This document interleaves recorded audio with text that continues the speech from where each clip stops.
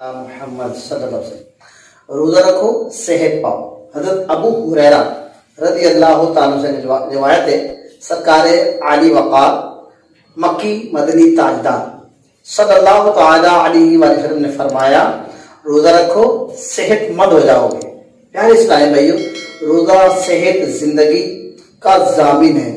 روزہ رکھنے سے جسمانی صحت بھی ملتی ہے اور روحانی تندرستی بھی نصیب ہوتی ہے۔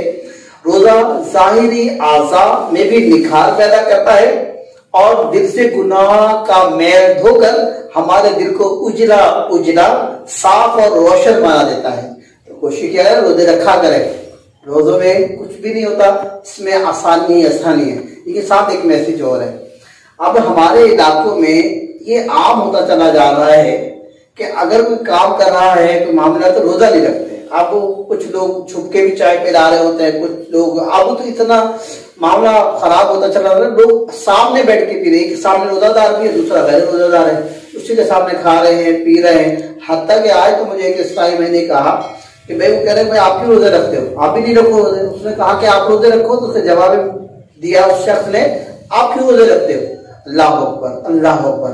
آج ذرا سوچئے گا، آج جو کم کرسی کا عالم ہے، ہر طرف مہنگائی کی آفتیں موجود ہے، کہیں اسی طرح ہم جو گناہوں میں ملوث ہو کر فرض روزے چھوڑ کر اللہ تبارک و تعالیٰ سے اعلان جنگ کر کے سود کی صورت میں، اور بالکل ہم بس صاف الفاظ بے حیا ہوتے چلے جا رہے ہیں کہ ہم حیا جیسی چیز شاید نظر ہی نہیں آتی۔ ایک مسلمان کو حیا رکھنی چاہیے، اگر کسی مجبوری کے تحت ہے، بیمار ہے، کوئی مسئلہ ہے، تو اتنا نہیں کریں کہ آپ دوسرے کو بھی جا کے دعوت دے دیں۔ اور جہاں جس دوست سے نے آج میری ملاقات کرے کہ بیمار نہیں تھے، وہ ہٹے کٹے تھے، بہترین تھے، نوجوان تھے، لیکن انہیں عادت میں شمار کر لیا روزے نہ رکھنا، تو آپ مہربانی کریں، اگر ایسا کرتے تو ایسا نہ کریں۔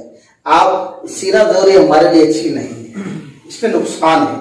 روزہ فرض ہے، روزہ فرض، جس طرح نماز فرض ہے اسی طرح روزہ فرض ہے۔ اس کو رکھنے کی کوشش کریں، اللہ آپ کو ہمت دے گا، اللہ آپ کے لیے آسانی فرمائے گا۔